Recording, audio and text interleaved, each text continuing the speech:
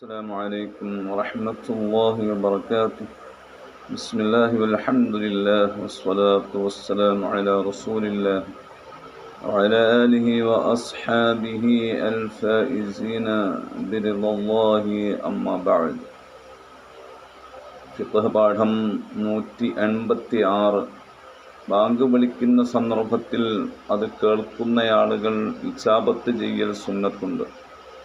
അത് ഏറെ പ്രതിഫലാർഹമായ പുണ്യകർമ്മമായി നബി സല്ലല്ലാഹു അലൈഹി വസല്ലം തങ്ങൾ പഠിപ്പിച്ചിട്ടുള്ളതാണ്. എന്നാൽ ബാങ്കിൻ്റെ ഇജാബത്ത് വലിയ അശുദ്ധിക്കാർക്ക് നിർവഹിക്കാമോ? കർമ്മശാസ്ത്ര പണ്ഡിതന്മാർ രേഖപ്പെടുത്തുന്നത് കാണും. ബാങ്കിൻ്റെ ഇജാബത്ത് കൊടുക്കൽ സുന്നത്താണ് എന്ന് പറഞ്ഞെടുത്ത് വലോ ഗൈറ മുതവദ്ദിഇൻ ഔ ജുനുബൻ ഔ ഹായിളൻ,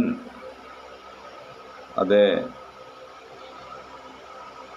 ചെറിയ അശുദ്ധിയുള്ള വ്യക്തിക്കും വലിയ അശുദ്ധിയുള്ള വ്യക്തിക്കും, ആ വലിയ അശുദ്ധി അത് ജനാബത്ത് കാരണമാവട്ടെ, അതല്ലെങ്കിൽ ഹൈള് നിഫാസ് കാരണമാവട്ടെ, അങ്ങനെ ഉള്ള എല്ലാ ആളുകൾക്കും ഈ ബാങ്കിൻ്റെ ഇജാബത്ത് സുന്നത്ത് തന്നെയാണ്.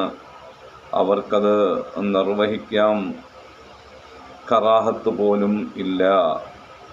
ചില പണ്ഡിതന്മാർ വലിയ അശുദ്ധിക്കാർക്ക് അത് കറാഹത്താണ് എന്ന് പറഞ്ഞിട്ടുണ്ടെങ്കിലും അത് മദ്ഹബിൽ പ്രബലമായ അഭിപ്രായമല്ല. ചില പണ്ഡിതന്മാരുടെ മാത്രം അഭിപ്രായമാണ്. മഹാനായ സൈനുദ്ദീൻ മഖ്ദൂം റളിയല്ലാഹു അൻഹു ഫത്ഹുൽ മുഈനിൽ അക്കാര്യം വ്യക്തമായി രേഖപ്പെടുത്തിയിട്ടുണ്ട്. ചുരുക്കത്തിൽ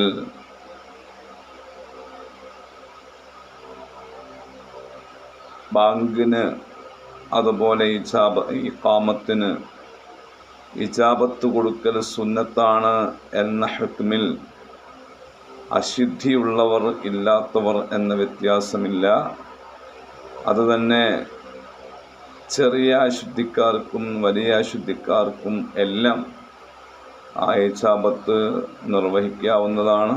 എല്ലാവർക്കും സുന്നത്ത് തന്നെയാണ്. അശുദ്ധിയുണ്ട് എന്നതുകൊണ്ട് ബാങ്കിൻ്റെ ഇജാബത്തിന് തടസ്സമില്ല എന്ന് ചുരുക്കം. അല്ലാഹു സുബ്ഹാനഹു വ തആല വിഷയങ്ങളെല്ലാം കൃത്യമായി മനസ്സിലാക്കി ജീവിതത്തിൽ പകർത്താൻ നമുക്കെല്ലാവർക്കും തൗഫീഖ് നൽകുമാറാവട്ടെ. ആമീൻ. അസ്സലാമു അലൈക്കും വറഹ്മത്തുള്ളാഹി.